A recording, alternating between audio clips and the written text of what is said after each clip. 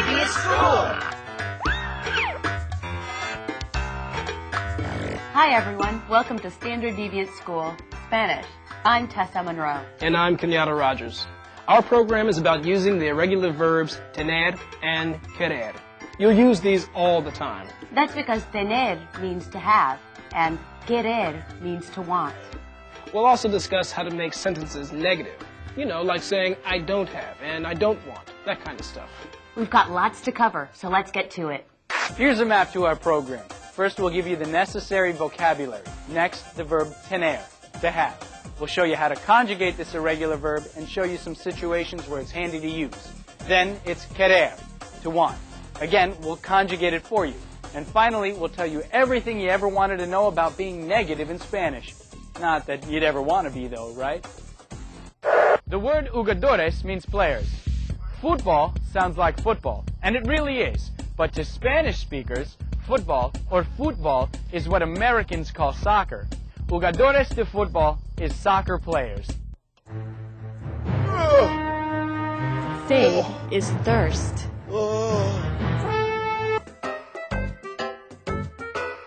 Hambre is hunger.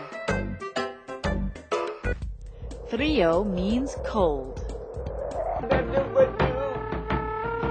Dolor de cabeza means headache.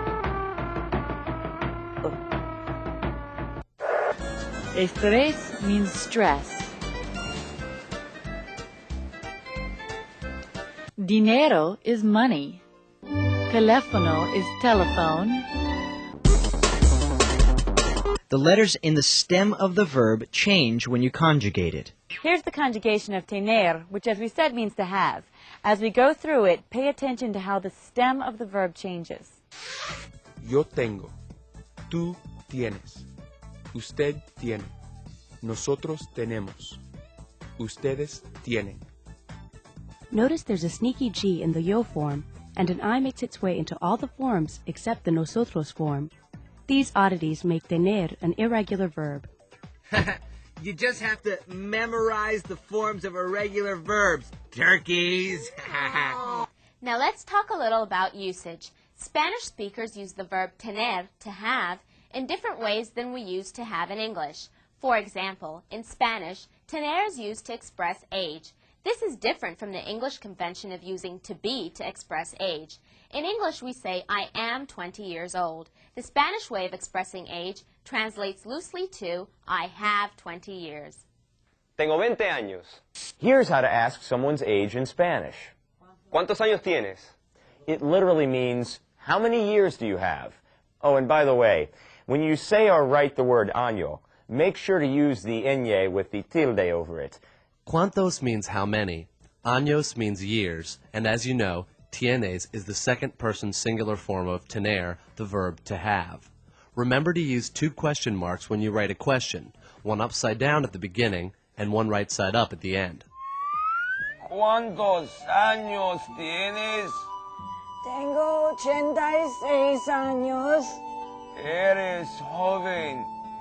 Tengo 105 años, pero soy fuerte. Spanish speakers also use tener to describe a certain physical state, such as hunger or thirst. Again, in English, we use the verb to be in these situations. We say, I am hungry. In Spanish, say, Tengo hambre, which translates to I have hunger. It sounds funny, but just get used to it. Translate it as I am hungry, because really it means the same thing. Of course, if you are referring to someone other than yourself, you just use the correct form of tener. For example, if you want to say, the soccer players are thirsty, say, los jugadores de fútbol tienen sed. Here are some other common uses of the verb tener. Él tiene frío. Oh, wow. Tengo dolor de cabeza. That one literally translates to, I have pain from head. Ellos tienen rosas del jardín. Tengo 10 cocos. ¿Cuántos tienes? Tengo solamente un coco. Uno. Perdedor. Okay, one more time. Here's the conjugation of tener. Yo tengo. Tú tienes. Usted, él o ella tiene. Nosotros o nosotras tenemos. Ustedes, ellos o ellas tienen. Now let's go over another irregular stem-changing verb. The verb querer means to want. So, as you can imagine, the verb is used a lot. The conjugation of querer is pretty similar to the conjugation of tener, but not exactly the same, so pay close attention. Again, querer means to want. Yo quiero. Tú quieres. Usted, él o ella quiere. Nosotros o nosotras queremos. Ustedes, ellos o ellas quieren. Notice that when you conjugate querer, the stem changes from Q-U-E-R to Q-U-I-E-R. Its conjugation is similar to tener, but the first-person singular form of tener is tengo, with a G. The first-person singular form of querer is quiero, no G. ¿Qué quieres? Quiero un bolso. ¿Quieres? Quiero un bolso. ¿Qué quieres? Quiero un bolso. Oh, un bolso.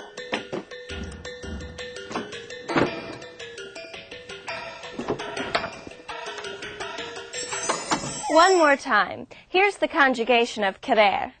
Yo quiero. Tú quieres. Usted, él o ella quiere. Nosotros o nosotras queremos. Ustedes, ellos o ellas quieren. Negative statements and sentences are constructed differently in Spanish than they are in English. For one thing, sometimes you get to use a double negative. And in Spanish, it's grammatically correct. All right. We're not going to start with the double negative stuff. We'll save it for a minute. Let's start with this simple rule. In Spanish, the negation words, such as no or never, go right before the verb. Here's what we mean. By the way, in Spanish, the word no can mean either no or not. No tengo cocos.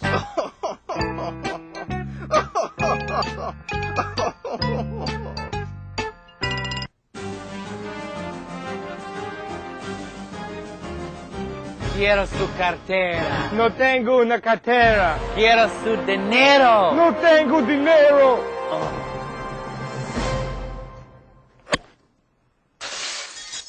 Nice shot. No quiero pescado. In the sentence, no quiero pescado, notice that the first word of the sentence is no. No is the negation word. It lets you know that the speaker is negating the action of the verb, which immediately follows the negation word. The verb quiero implies the subject yo, so we don't need to write yo. Quiero implies yo because it has the o verb ending, and only yo, the first person singular verb form, uses o. The word tampoco means neither. Here's where we get into the double negative stuff. Not only are double negatives, like not neither and not never, allowed in Spanish, they're positively necessary. Here's an example. Él no quiere pescado tampoco. In this sentence, él no quiere pescado tampoco, we start with a subject pronoun él, because the verb form quiere can be used with any third-person singular subject or with a formal pronoun usted. So we specify the subject. Next comes the negation word no, right before the verb quiere.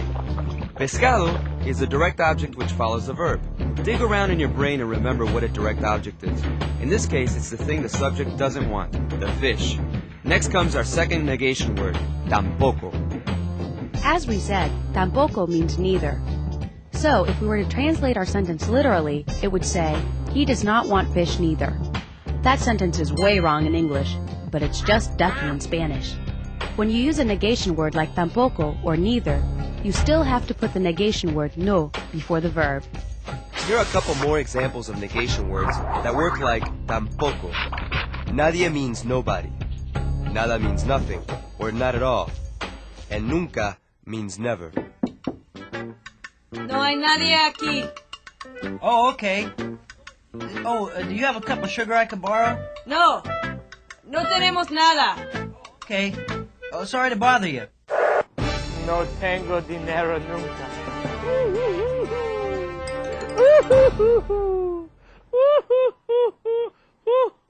In the sentence, no hay nadie aquí, no and nadie are both negation words, so the sentence literally translates to, there's not nobody here. Just get used to the construction and translate it as, there's nobody here.